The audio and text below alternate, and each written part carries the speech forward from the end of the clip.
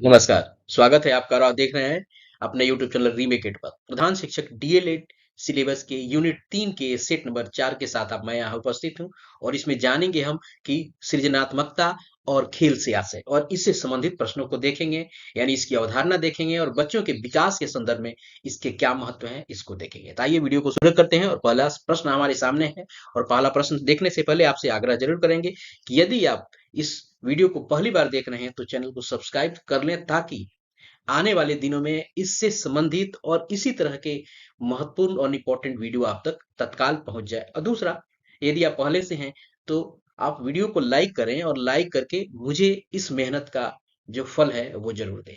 तो आइए देखते हैं कि पहला प्रश्न क्या है। चूंकि परिश्रम अगर मैं कर रहा हूं आपके लिए और आप तक ये सारी चीजें पहुंचा रहा हूं, तो आपका भी कर्तव्य बनता है कि मेरा सपोर्ट और समर्थन करे, और वो सपोर्ट और समर्थन इस लाइक से बनेगा। यानी आप मुझे मोटिवेट कर रहे हैं उस लाइक से कि हाँ, आप वीडियो पे हमारे लिए काम करते रहें। चूंकि मोटिवेशन होगा ना तो और मैं ऊर्जा से काम करूंगा। तो आइए देखते हैं पहले प्रश्न को। और पहला प्रश्न हमारे सामने है कि सृजनात्मकता के अंतर्गत है विचार करना, चिंतन करना, अमूर्त योग्यता, नवीन रचना या उत्पादन, या इनमें से एक से अधिक, या आपको कोई नहीं। तो अगर देखा जाए तो ये सभी के सभी जो है आपको किसके अंतर्गत है, ये सृजनात्मकता के अंतर्गत है। यानी विचार करना भी, चिंतन करना भी, अमूर्त योग्यता भी और नवीन रचना और उत्पादन, ये सब के सब सृजनात्मकता के अंतर्गत आते हैं। आपको लगा होगा कि केवल यही है, ऐसा नहीं है। जो भी सृजनशील व्यक्ति है वो किसी भी चीज पे विचार करता है, उस पे चिंतन करता है, उसमें एक अमूर्त योग्यता रहती है, नवीन रचना उत्पादन तो होता ही है। यानी सारे के सारे चीजों को, इसको व्यापक रूप से सोचने की आवश्यकता है। चलिए आइए देखते हैं अगले प्रश्न को। स्किनर के अनुसार सृजनशील व्यक्ति कौन है? जो अवलोकन करता है, जो नए क्षेत्रों की खोज करता है, जो नई भविष्यवाणियां करता है, नए निष्कर्ष निकालता है, और आपको उपरोक्त में से कोई नहीं या एक से अधिक। तो अगर देखा जाए इसका उत्तर, तो इसका उत्तर भी आपको सभी होगा। यानी स्किनर के अनुसार सृजनशील व्यक्ति वह है जो किसी चीज का अवलोकन करता है, यानी जब तक उसको चीज नहीं देखेगा, उसको बारीकी से उसको ऑब्जर्व नहीं करेगा, तो कैसे किसी भी चीज के बारे में अगर उसमें क्रिएटिविटी आएगी, जब भी किसी भी चीज की बारीक स्थिति को नहीं जानेगा। यानी जो अवलोकन करता है, जो नए क्षेत्रों की खोज करता है, जो नई भविष्यवाणियां करता है, जो नए निष्कर्ष निकालता है, यानी ये सभी के सभी स्किनर के अनुसार सृजनशील व्यक्ति के आपको लक्षण है। निम्न में से कौन सृजनात्मक बालक की विशेषता नहीं है? इसमें से नहीं की बात हो रही है। तो कोई भी अगर क्रिएटिव बालक है तो उसमें से कौन सी विशेषता नहीं है? यानी कई सारी विशेषताएं हैं। शुद्धता, मौलिकता, विचार, नवीनता। मौलिकता भी होनी ही चाहिए, उसमें विस्तार होनी चाहिए, नवीनता होनी चाहिए। तो अगर देखा जाए तो इसमें उत्तर अगर बनेगा तो उत्तर बनेगा ए। और उत्तर देखते हैं क्या है। बिल्कुल ए उत्तर है, यानी शुद्धता एक सृजनात्मक बालक की विशेषता नहीं है। क्लियर है? चलिए आगे देखते हैं। सृजनशील बालकों की विशेषता है उनमें कल्पना और चिंतन करने की क्षमता नहीं होती है। देखिए, सृजनात्मक बालक की विशेषता क्या, उसमें ये कल्पना और चिंतन की क्षमता नहीं होगी? बिल्कुल, ये तो बिल्कुल नहीं होगा। सृजनशील बालकों में बुद्धि लब्धि आपको निम्न पाई जाएगी, निम्न नहीं पाई जाएगी, उसमें अच्छी पाई जाएगी। ऐसी ऐसे बालक किसी विषय के कठिनाई से समझते हैं भी, ऐसा भी नहीं है। उनमें क्रियाशीलता अधिक होती है, वे बालक हमेशा किसी न किसी कार्य में लगे रहते हैं। अगर ये उत्तर बनेगा तो यही है। देखते हैं उत्तर क्या है। बिल्कुल डी उत्तर इसका बन रहा है। यानी जो सृजनशील बालक होगा उसमें क्रियाशीलता अधिक होगी, वे बालक हमेशा किसी न किसी कार्य में लगे रहते हैं। यही है सृजनशील बालक की निशानी। सृजनात्मक समस्या समस्या समाधान की वह अवस्था है, सृजनात्मक समस्या समाधान की वह अवस्था है जिसमें व्यक्ति असंगत सूचनाओं पर ध्यान नहीं देता है। उसे क्या कहते हैं? प्रबोधन, उद्भवन, अनुवादन, आयोजन। तो इसका उत्तर अगर होता है ना, उद्भवन होता है। यानी सृजनात्मक समस्या समाधान की वह अवस्था है, यानी जिसमें व्यक्ति असंगत सूचनाओं पर ध्यान नहीं देता है, उसे कहते हैं क्या? आपको उद्भवन। और ये उद्भवन होता क्या है? यह एक धीमी प्रक्रिया है जिसमें व्यक्ति बेसुध हो जाता है और समस्या को दर्शाता है। इस चरण में व्यक्ति अप्रासंगिक जानकारी, असफल प्रयासों को भूल जाते हैं और कार्य को प्रभावी ढंग से करते हैं। क्लियर है? चलिए आगे देखते हैं। बच्चों में खेल से, देखिए मैंने इस सबको सारे खेल और सृजनात्मकता को मिलाया हुआ है। बच्चों में खेल से विकास में निम्न में से क्या सम्मिलित नहीं है? अब देखिए, बच्चों में अगर कोई विकास होता है, खेल से विकास होता है, तो ये जो निम्न दिए गए हैं, ये जो दिए गए हैं, इसमें से ऐसा क्या है जो सम्मिलित नहीं है? खेल से उसका विकास नहीं होता है। सीधा देखिएगा, शारीरिक विकास बिल्कुल होता है, संज्ञानात्मक भी होता है, संवेगात्मक भी होता है, आध्यात्मिक नहीं होता है।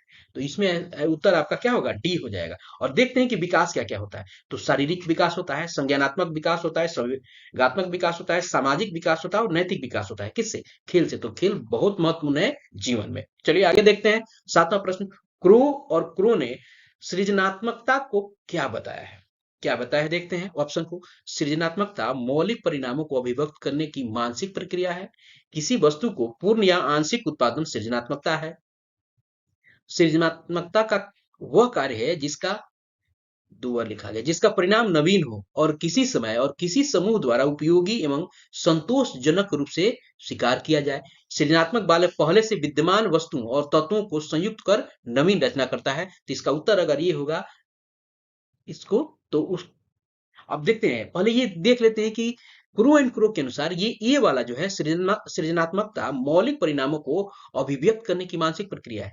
अब यहाँ हम देख लेते हैं और भी 3 जो कथन है किसके हैं, क्योंकि कथन से संबंधित प्रश्न रहेंगे, क्योंकि पूरा का पूरा डीएलएड जो है चिंतन और अवधारणा पर आधारित है। स्टैटिक प्रश्न बहुत कम मिलते हैं, इसलिए अगर आप भाग रहे हैं कथन से और आपको लगता है कथन देख के कि नहीं ये बेकार सीरीज है, तो आप अपने आप को नुकसान पहुंचा रहे हैं। बाकी जब प्रश्न आपके सामने आएगा तो ये बातें उस समय समझ में आएगी। चलिए, किसी वस्तु का पूर्ण या आंशिक उत्पादन सृजनात्मकता है, ये कौन कहा है? पहले हमें ये तो पता चल गया कि क्रू एंड क्रू ने क्या कहा था। क्रू ने क्यों कहा था कि सृजनात्मकता मौलिक परिणामों को अभिव्यक्त करने की मानसिक प्रक्रिया है। अब देखते हैं बी। बी जो है ये किसी वस्तु का पूर्ण या आंशिक उत्पादन सृजनात्मकता है, ये कहा गया है स्टेगनर और कोवेस्की के अनुसार। ठीक है, उसके बाद बी वाला, उसके बाद सी किसने कहा है? ये सी कहा आपका कथन है स्टीन के अनुसार। और आपको डी कथन यानी सृजनात्मक बालक पहले से विद्यमान वस्तुओं और तत्वों को संयुक्त रूप कर नवीन रचना करता है, ये कथन है आपका बैरेन के अनुसार। क्लियर है? चलिए आगे देखते हैं 8वां प्रश्न। सृजनात्मकता की पहचान का प्रमुख लक्षण क्या है? असतर्कता, अति सक्रियता, अपसारी चिंतन, कम परिज्ञानता, बोधगम्यता। अब यहाँ आपको दिख रहा होगा कि ये अपसारी चिंतन क्या है, क्योंकि इसका आंसर भी अपसारी चिंतन ही है। तो आइए अपसारी चिंतन को जान लेते हैं, चूंकि नया आपको वर्ड है तो ये है क्या, इसको देख लेते हैं। अपसारी चिंतन यह संभावित समाधानों की खोज करके इसी समस्या को हल करने का एक तरीका है। संभावित समस्या का सॉल्यूशन खोजा जाता है और उस समस्या को हल करने का एक तरीका है। यह विचार यह मानता है कि किसी भी समस्या के लिए असीम दृष्टिकोण हो सकते हैं। यह एक चिंतन है किसी भी चीज की, आपको संभावित उसका सॉल्यूशन क्या हो सकता है, ये अपसारी चिंतन है। तो इसका उत्तर यही होगा, यानी सृजनात्मकता की पहचान का प्रमुख लक्षण यह है। टोरेंस की सृजनात्मकता परीक्षण द्वारा किस तत्व का मापन नहीं किया जा सकता है? किसके अनुसार? टोरेंस के अनुसार। और कह रहा है किसके अनुसार नहीं किया जा सकता है, तो कई के अनुसार है जो किया जा सकता है। तार्किकता, लचीलापन, धारा प्रवाहित, मौलिकता। तो इसके अनुसार अगर होगा तो तार्किकता के अनुसार सृजनात्मकता का परीक्षण के द्वारा मापन नहीं किया जा सकता है, यानी लचीलापन के द्वारा किया जा सकता है, धारा प्रवाहिता, मौलिकता। तो देख लेते हैं यह परीक्षण जो है, देखिए टॉरेंस की, इसमें हम देख क्या रहे हैं कि टॉरेंस की सृजनात्मकता परीक्षण, अगर टॉरेंस की जो सृजनात्मकता को जांच करने का परीक्षण का है, किस तत्व का मापन नहीं किया जा सकता है? इस तत्व का मापन नहीं किया जा सकता, इस सारे तत्वों का मापन किया जा सकता है। तो यह परीक्षण देखिए किस किस चीजों का मापन करता है, प्रवाह का मापन करता है, नमनीयता का मापन करता है, मौलिकता का मापन करता है, विस्तार का मापन करता है। और ये 2 प्रकार के होते हैं, शाब्दिक और अशाब्दिक। क्लियर है? चलिए आगे देखते हैं। सृजनशील बालक के बारे में कौन सा कथन असत्य है? तो कुछ ना कुछ तो सत्य होगा। तो अगर एक असत्य होगा तो कई सारे सत्य होंगे, तो कई सारे प्रश्न निकल के आएंगे। सृजनशील बालक के बारे में कौन सा कथन असत्य है? वह महत्वाकांक्षी होता है, जिज्ञासु होता है, बहिर्मुखी होता है, साहसी होता है। उत्तर देखिए, यानी वह डी, वो असत्य है, वो साहसी होता है। यानी वो साहसी, महत्वाकांक्षी बिल्कुल होता है, जिज्ञासु होता है, वो बहिर्मुखी होता है, और ये साहसी आपको जो है वो नहीं होता है। ये है कहानी। निम्न में से कौन सृजनात्मकता का तत्व है? स्मृतिकरण, धारा प्रवाहिता, लचीलापन, मौलिकता। तो देखते हैं कि निम्न में से सृजनात्मकता का तत्व कौन है।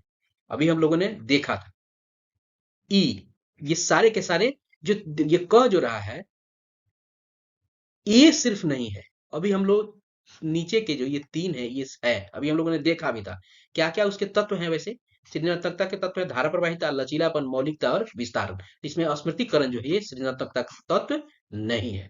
चलिए 12 देखते हैं। एक बच्चा अनुपयोगी प्लास्टिक थैलियों से कलात्मक वस्तु बनाता है, यह क्या दर्शाता है? प्रतिभा, कुशलता, सृजनशीलता या दार्शनिकता।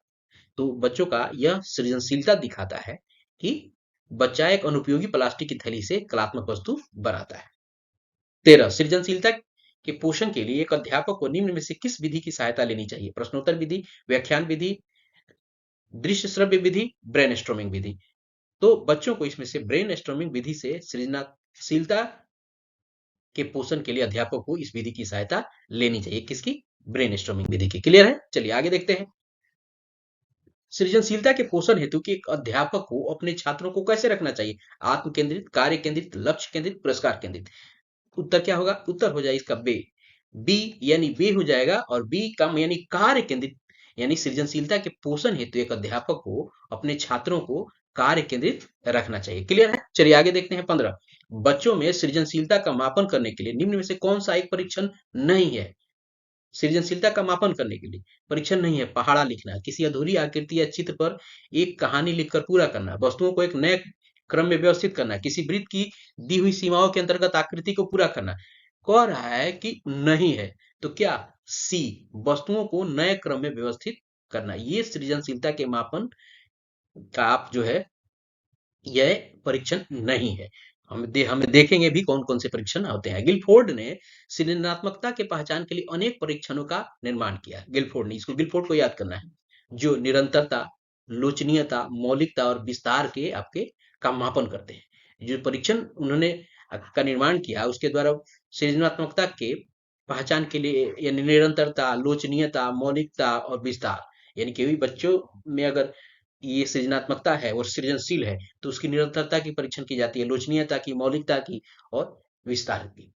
अब देखिए आगे देखते हैं। ये जो सृजनात्मकता के परीक्षण के परीक्षण निम्नलिखित है। कैसे कैसे कैसे परीक्षण किए जाते हैं?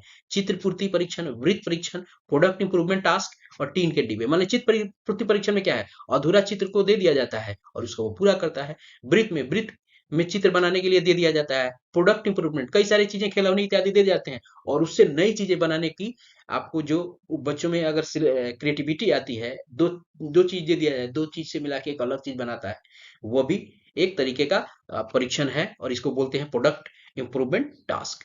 और टीन के डिब्बे, खाली टीन के डिब्बे से नए वस्तु का सृजन करना भी एक सृजनशीलता है, और इसके द्वारा भी परीक्षण किया जाता है।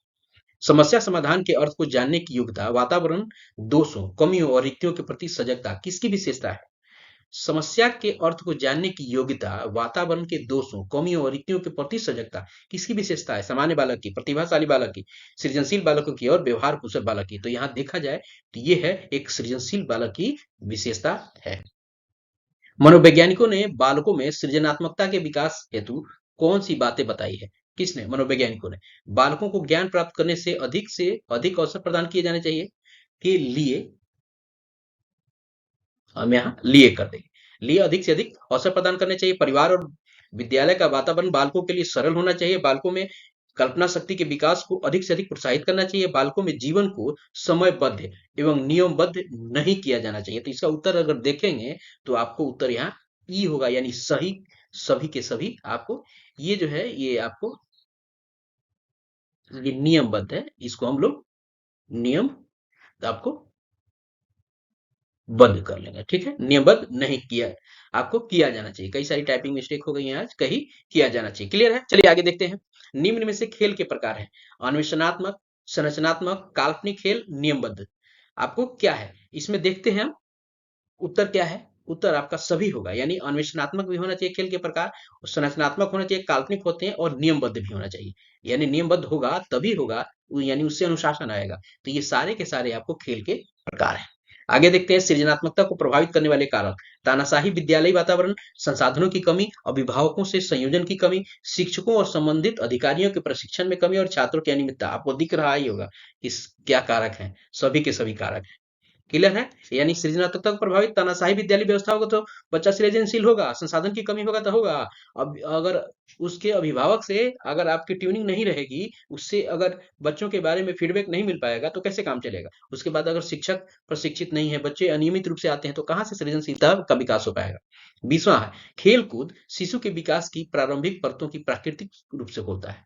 आपको खेल कूद जो बच्चों के विकास की प्रारंभिक परतों को प्राकृतिक रूप से खोलता है, किसका कथन है? रस्किन, फ्रोबेल, गुलिक या टीपी नन? तो ये कथन आपका फ्रोबेल का है। फ्रोबेल ने कहा था कि खेल को जो है बच्चों के विकास के प्रारंभिक परतों को प्राकृतिक रूप से यानी नेचुरल रूप से उसे खोलता है।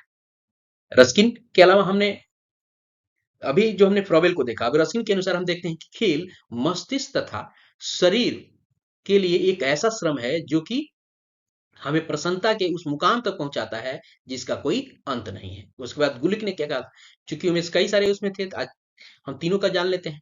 हमने फ्रॉबेल का तो देख ही लिया, यानी बच्चों के आपको प्रारंभिक स्थिति में क्या करता है, उसकी परतों को नेचुरली रूप से खोलता है। रस्किन को हमने देख लिया, रस्किन कहते हैं कि खेल मस्तिष्क और शरीर के लिए एक ऐसा श्रम है जो हमें प्रसन्नता से उस मुकाम तक पहुंचाता है जिसका कोई अंत नहीं है। अब गुली क्या कहते हैं खेल के बारे में, खेल एक ऐसी विधा है जिसे हम स्वच्छंद रूप से यानी स्वतंत्र रूप से जैसा हम चाहें कर सकते हैं।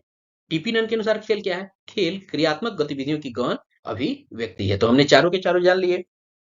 21, खेल पर आधारित किस शिक्षण प्रणाली में छोटे छोटे बालकों को खेल द्वारा शिक्षा दी जाती है, डाल्टन प्रणाली, मोंटेसरी प्रणाली, प्रोजेक्ट प्रणाली, सामान्य शिक्षण। तो यहाँ उत्तर आपको हो जाएगा मोंटेसरी प्रणाली में खेल को सबसे ज्यादा प्राथमिकता दी गई है। खेल शिक्षा को बनाते हैं सरस, रुचिकर, आसान, कठिन, प्रतियोगी, संतुलित, सामाजिक या सांस्कृतिक। तो अगर देखा जाए तो आपको ये वाला सुटेबल लग रहा है ना, तो उत्तर यही होगा, यानी खेल शिक्षा को क्या बनाता है, सरस बनाता है, रुचिकर बनाता है, इजी बनाता है। आइए देखते हैं फ्रायड या एरिक्सन के अनुसार खेल के द्वारा किससे मुक्ति मिलती है, आलस से और उद्धता से, विगत संवेगों के दुखद प्रभाव से, समान क्रियाकलापों के बदने से, क्रियाकलापों में बदने से। तो किससे मुक्ति मिलती है, इससे आपको विगत संवेगों के दुखद प्रभाव से। आपको फ्रायड के अनुसार खेल के द्वारा आपको विगत संवेदों के दुखद प्रभाव से, क्लियर है। आलस से मुक्ति तो बिल्कुल मिल जाती है और उद्धता से मिलती है, समान क्रियाकलापों में बधने से भी मुक्ति मिल जाती है, लेकिन इससे आपको के द्वारा किससे मुक्ति मिलती है, क्लियर है। विगत दुखद के अगर आपको देखा जाए तो सबसे सुटेबल इन सब में आंसर आपको इसमें दिखेगा कि क्या है, लेकिन सबसे सुटेबल इसमें है कि विगत संवेगों के दुखद प्रभाव सबसे सुटेबल इसमें यहाँ बन रहा है। और चूंकि वो दो व्यक्तियों का नाम लिखा गया है तो उनके कंसेप्ट के अनुसार इसको देखा जाता है। तो यहाँ है क्या, विगत संवेगों के दुखद प्रभाव से। आगे देखते हैं, निम्न में से कौन सी योजना खेल पर आधारित है, बुनियादी शिक्षा, किंडरगार्टन, डिक्रोली, बेनिटिका योजना। तो यहाँ देखा जाए तो आपको ये सारे के सारे जो है आपको योजना खेल पर आधारित है। ऐसा नहीं है कि जाए किंडरगार्टन को डाल दे, बुनियादी शिक्षा भी खेल पर आधारित है, किंडरगार्टन भी है, डिक्रोली भी है, और बेनेटिका भी योजना भी जो है ये खेल पर आधारित योजना है। चलिए, किसी क्रिया विशेष को कब खेल माना जाता है, जब बच्चा स्वेच्छा से कर रहा हो, जब उसे करने के लिए विवश किया जा रहा हो, यह रूटीन है जिसे उसे करना है, यह एक आवश्यक कार्य है जिसे उसे करना है। आपको दिख रहा होगा इसका आंसर ये है। और यानी किसी क्रिया विशेष को कब खेल माना जाता है, जब बच्चा उसे स्वेच्छा से कर रहा है, उसको जबरदस्ती थोड़ी कराया जा सकता है, उसके रूटीन में थोड़ी बजा जो कि तुमको इतने बजे से इतने बजे खेलना है, या कोई इंपॉर्टेंट कार्य नहीं है, जो बच्चा आवश्यक कार्य किया जाता है, इसी क्रिया विशेष को खेल माना जाता है। आइए देखते हैं खेल से क्या लाभ है। खेल से शरीर फिट रहता है, इससे टीम वर्क और लीडरशिप की भावना विकसित होती है, इससे तनाव का स्तर कम होता है, पढ़ना लिखना बेहतर होता है, खेल के माध्यम से नीरस जीवन में ऊर्जा का संचार होता है। अगर देखा जाए तो ये सारे के सारे आपको खेल के अंतर्गत आने वाले तत्व हैं। खेल विधि की मुख्य विशेषता क्या है, ये विषय केंद्रित है, यह विद्यालय के कार्य को खेल में बदल देती है, यह बिना तनाव और रोदन का अधिगम है, यह एक बाल केंद्रित विधि है। तो खेल विधि की मुख्य विशेषता जो है यह क्या है, यह विषय केंद्रित है। क्या है ये, विषय केंद्रित है। चलिए, किस सिद्धांत द्वारा फ्रायड यह कहने का प्रयास करते हैं कुछ दैवी शक्तियां विद्यमान है, उनको प्रकट करने हेतु मानव खेलों में भाग लेता है। गजब। इसका उत्तर अगर देखा जाए तो इसका उत्तर है विशुद्धिकरण का सिद्धांत। इसके द्वारा फ्रायड ये मानते हैं कि कुछ दैवी शक्तियां विद्यमान हैं, उनको प्रकट करने हेतु मानव खेलों में भाग लेता है। क्लियर है। चलिए, कोई भी कार्य जो अतिरिक्त समय में प्रसन्नता पूर्वक किया जाए और जो जीवन के प्रति लगाव उत्पन्न करे, खेल कहलाता है। बहुत बढ़िया। ये और मोस्ट इंपॉर्टेंट आपको इस खेल के संदर्भ में आपको कथन माना जाता है हिसाब से आपको एग्जाम के। पियाजे, निक निकलसन, आपको वेलेंटाइन प्लेटो। तो यहाँ क्या होगा, निक निल्सन जो है, निकलसन मैंने कह दिया, निक निल्सन जो है उनके अनुसार कहना है कि कोई भी कार्य जो अतिरिक्त समय में मैंने एक्स्ट्रा समय में प्रसन्नता पर एकदम खुशी मन से किया जाए, जो जीवन के प्रति लगाव भी उत्पन्न करे, खेल कहलाता है। आइए देखते हैं, किसने कहा कि बच्चे अपने पूर्वजों द्वारा की जाने वाली गतिविधियों का अनुसरण करते हैं, इसलिए शिकार करने, एक दूसरे को पकड़ने, पत्थर फेंकने और रेत रेत का घर बनाने के खेल खेलते हैं। रेत रेत नहीं, रेत रेत का घर बनाने के खेल खेलते हैं स्टेनले हॉल, अरस्तु, प्लेटो, लॉर्ड केम्स। तो इसमें उत्तर देखा जाए तो इसमें उत्तर आपका है स्टेनले हॉल ने कहा कि बच्चे अपने पूर्वजों द्वारा की जाने वाली गतिविधियों का अनुसरण करते हैं, इसलिए शिकार करने, एक दूसरे को पकड़ने, पत्थर फेंकने, रेत का घर बनाने आदि खेल खेलते हैं। देखिए 31 प्रश्न है हमारे, खेल एक ऐसी आंतरिक इच्छा है जो हमारे व्यवहार को परिवर्तित कर ऐसी शारीरिक क्रियाओं की ओर ले जाती है आपको, जिससे हमारी वृद्धि और विकास संभव होता है। तो क्या है इसका उत्तर? इसका उत्तर हो जाएगा आपको डी, मनोविज्ञान। खेल एक ऐसी आंतरिक इच्छा है, जब आंतरिक की बात आ गई तो वो कहीं ना कहीं आपको मनोविज्ञान इसमें से देखने में आपको कहीं ना कहीं आपको दिखेगा, क्योंकि दिख रहा होगा ये सारे के सारे आंतरिक हैं, लेकिन कुछ विशेष चीजों पे आपको आगे भी समझ के करना पड़ेगा, जो हमारे व्यवहार को परिवर्तित कर ऐसी शारीरिक क्रियाओं की ओर ले जाती है जिससे हमारी वृद्धि और विकास संभव होते हैं। तो क्या? मनोवैज्ञानिक दृष्टिकोण। आइए देखते हैं, विकास डैश से डैश की ओर आपको बढ़ता है। किससे किसकी ओर बढ़ता है? जटिल कठिन, विशिष्ट सामान्य, साधारण आसान और सामान्य विशिष्ट। तो आपको यहाँ दिखेगा डी, सामान्य से विशिष्ट की ओर वो बढ़ता है। क्लियर है? विकास सामान्य से विशिष्ट की ओर बढ़ता है। बालक को दंड की अपेक्षा खेल के द्वारा नियंत्रित करना ही अच्छा है। यह कथन है कोहलबर्ग, पियाजे, प्लेटो, अरस्तु का। बालक को दंड की अपेक्षा, ये देखिए ये प्रश्न छपने जा रहा है, बालक को दंड की अपेक्षा खेल के द्वारा नियंत्रित करना कहीं अच्छा है। तो ये कथन है आपको, ये कथन है सी, यानी प्लेटो का कथन है कि दंड नहीं देकर बच्चों को खेल के द्वारा कंट्रोल कीजिए। मानव विकास है गुणात्मक, मात्रात्मक, कुछ सीमा तक मापनीय, गुणात्मक या मात्रात्मक। तो इसका उत्तर आपको दिख जाएगा डी, यानी गुणात्मक और मात्रात्मक दोनों। 35वां प्रश्न है, संभवतः अंतिम प्रश्न है, किसी एक क्रमिक और मंद गति से चलने वाली प्रक्रिया है विकास। क्या है? विकास एक क्रमिक और मंद गति से चलने वाली प्रक्रिया है। Crow and crow, Skinner, Orlok या मोसलो। तो यहाँ उत्तर क्या हो जाएगा? बी, स्किनर ने कहा कि विकास जो है क्रमिक है लेकिन मंद गति से चलने वाली एक प्रक्रिया है। क्लियर है? तो 26 प्रश्न हमने इसमें देखे, और हम जल्दी ही मिलते हैं दूसरे वीडियो के साथ। तो इस वीडियो में इतना ही, और जल्दी नए आपको सेट के साथ आपके सामने उपलब्ध होंगे। यदि वीडियो पसंद आया तो जरूर लाइक कीजिए, शेयर कीजिए और लोगों के साथ आप बांटिए इसको, और सब्सक्राइब कीजिए यदि अभी तक नहीं किया है। आप लाइक जरूर किए ताकि मेरा मेहनत आपको पसंद आया हो तब, और मेहनत आना जरूर लेके जाए। धन्यवाद। जय हिंद।